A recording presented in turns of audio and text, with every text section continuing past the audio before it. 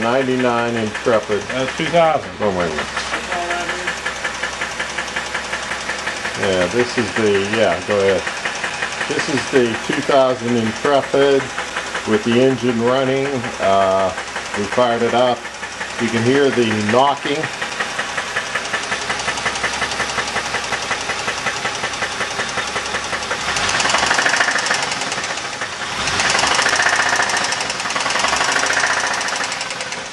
However, we did a compression test the other day. It has 144,000 miles on it.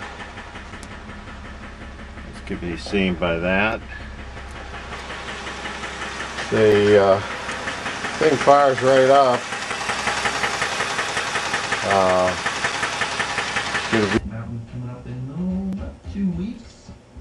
And if you like being out in the winter time, taking snow angels, snowboarding, skiing, chili cook-off, polar bear golfing, all the details are at froggyland.com. But if you want this family 4-pack, Nana subscribes to Netflix, and she describes the movie, and you guess the movie, you win. Simple? Okay. Nana's on the line. Describe the movie that they have to guess, Nana. Well, you'd think it would be all sludged up, too, huh? Yeah.